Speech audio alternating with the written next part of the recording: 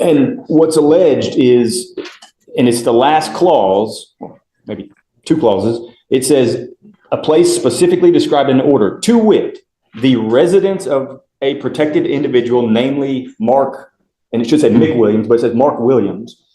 So it's in order to meet this charging document, it would have to be that gentleman's residence, and he does not reside there, as by his own representation to the state.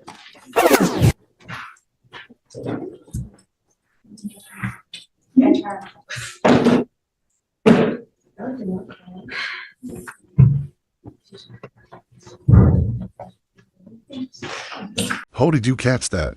The judge just tossed out a Fortnite reference right in the middle of a criminal hearing. It's funny, sure, but also telling. Even in a room where someone's future is on the line, the tension is so thick that humor becomes the only release. But don't get distracted, because what's about to unfold could completely change the outcome of this case. I don't know how I often slow down progress, Judge, but somehow at least I'm consistent.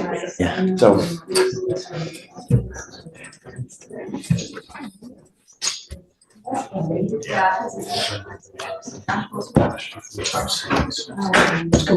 Listen, you don't need to say a word. Good morning, Mr. Bio.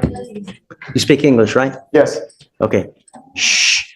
All right, Mr. Bio, you're charged initially as of, it looks like November 7th, you picked up an assault of a family member.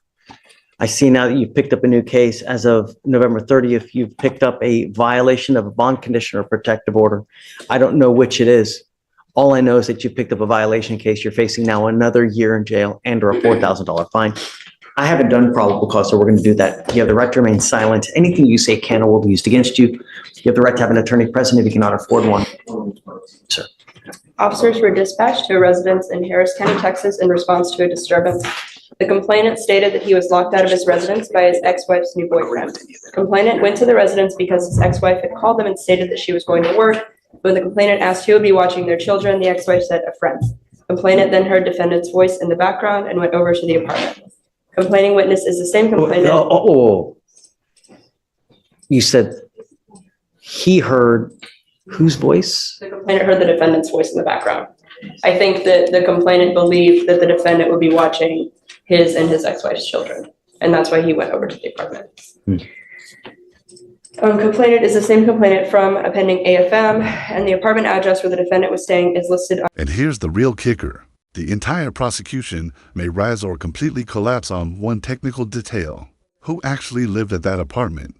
If the state can't prove it, the foundation of their case just disappears.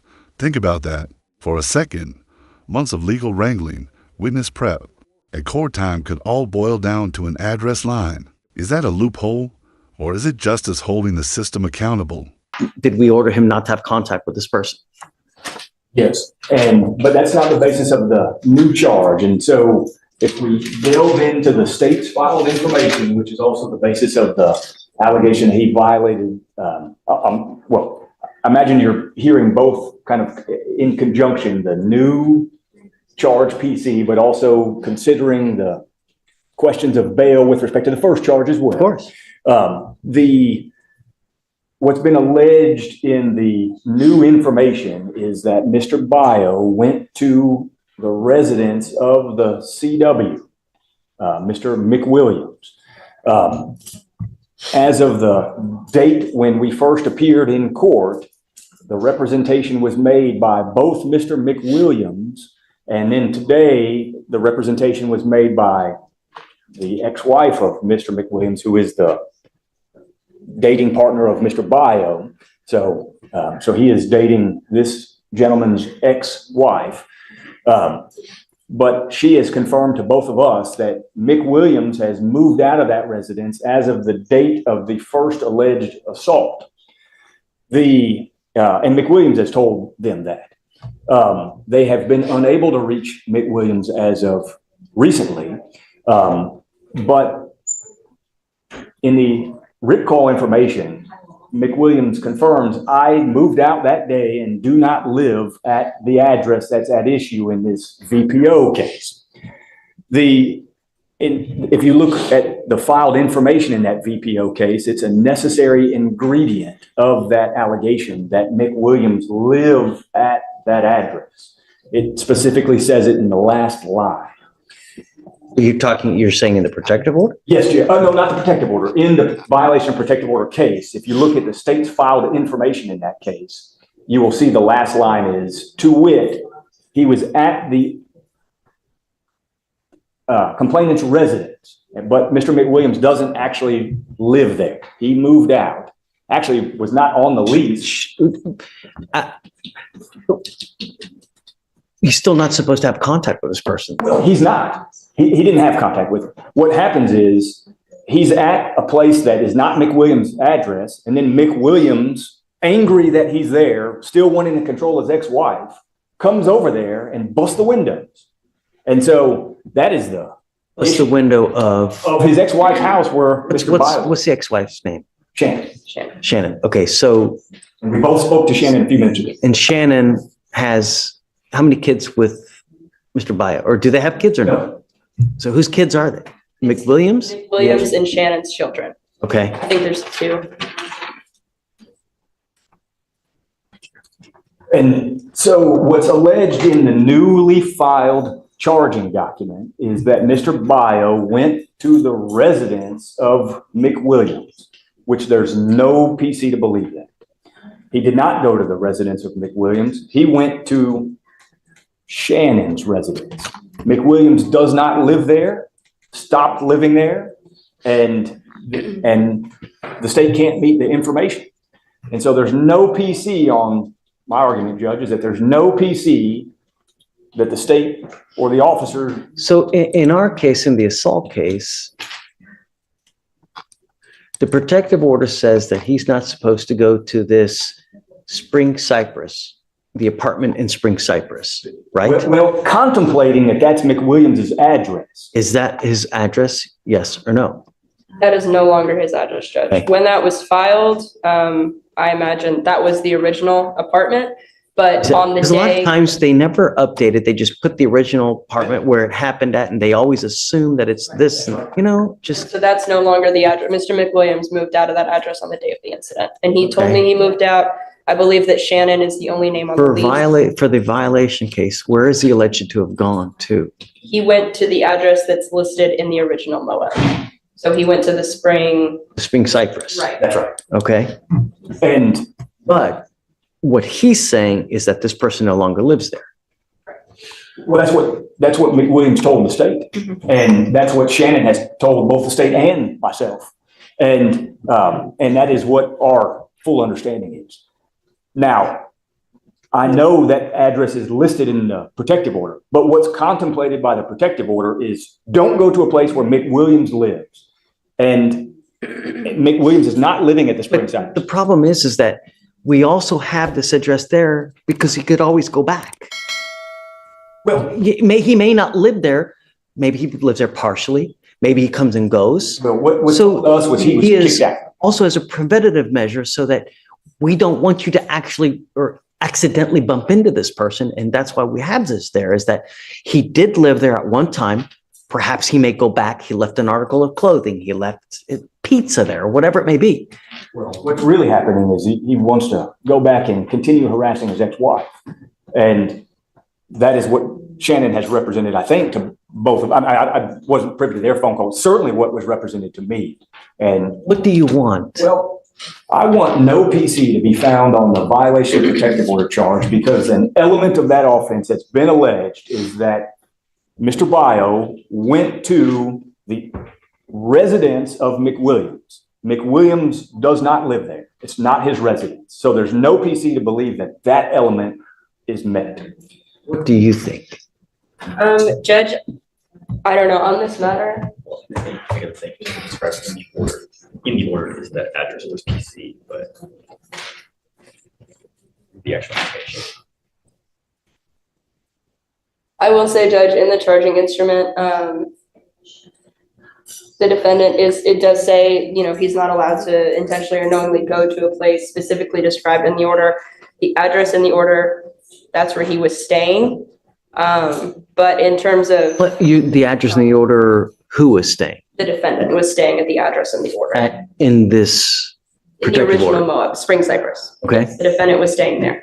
But I will say in terms of PC, I'm going to defer to the court on this matter. And may I just read that little blurb of the information that I think is important for the court to hear? May I take a, cheat and steal y'all's computer? Go ahead. So, Do we still have a problem with him trying to communicate though? no, he didn't want to have any communication. This gentleman comes over to the place and starts busting the windows. I will say the complainant came to the place where the defendant was staying. Like, he initiated the contact in the situation.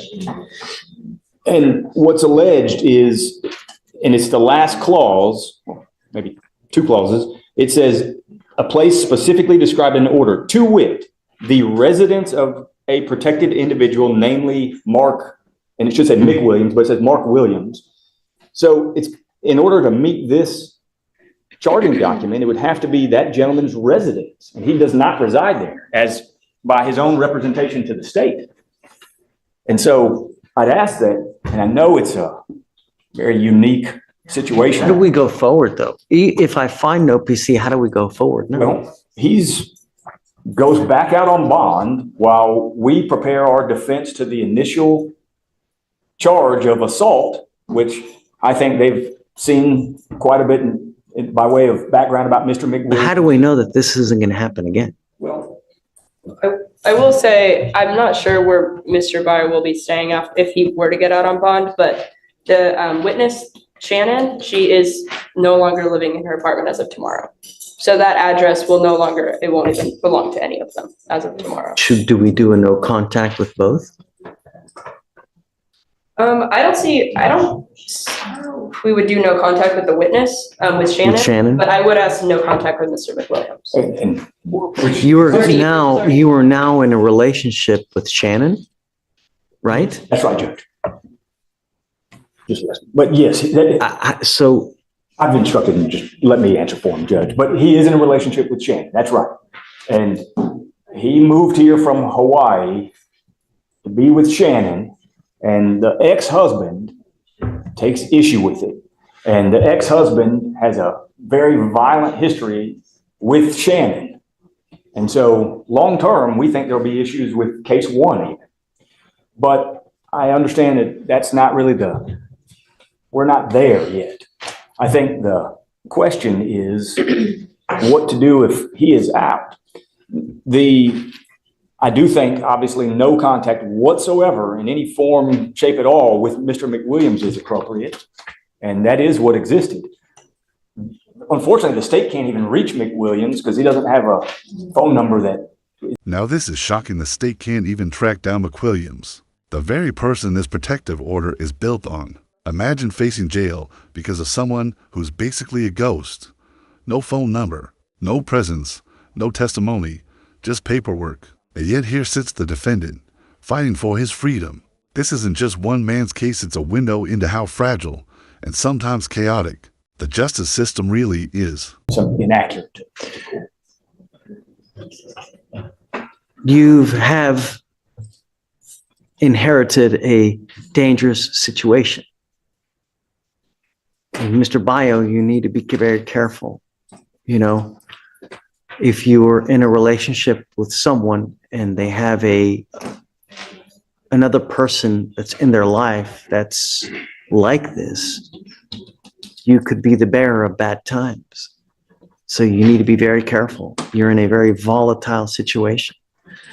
So you need to be careful going forward, because it really could just could go out of control. You may need to get a protective order yourself.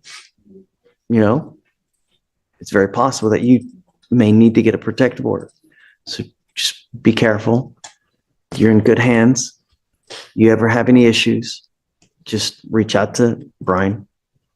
We can always help you out as well. I'll find no PC on the violation of a protective order, but just be careful, because there are a lot of vindictive people in this life that will they'll try to make your life a living hell. And you being on bond in this case, they can do that. They can say, hey man, he's doing this to me. He's threatening me. He's doing that. And if an officer doesn't know any better and they come up and they see that have this open assault, they may never take your word. They may never even speak to you. They'll just put you in county. So you gotta be careful. You know, you're in good hands. We'll help you out for as much as we can. Okay? Okay, so I'll find OPC on the, And I think, Judge, what, on the violation case. And I'm not gonna revoke your bond on the original assault case, Mr. Bio, but you gotta be careful, man, you know? and Judge, I think you should also have him give his updated address to pretrial would be appropriate as well. Okay. And I think there's probably somehow make a notation in everywhere so that we know where Shannon lives. You don't have an address for, McWilliams, so I don't know how we're gonna handle Well, I think the that, but protective order does say any address where McWilliams does reside. So whether or not, I mean, I guess that'd be a notice question, but we know not to go anywhere where he I lives. think the issue is whether this other person's gonna now be, You do understand all that? Do you have any questions? Just be careful. Life's too short to live either in a 6x9 box or be 6 feet under because you got other people that have just be careful. All right. Thank you, Judge. Good luck. Good luck, Mr. Bio.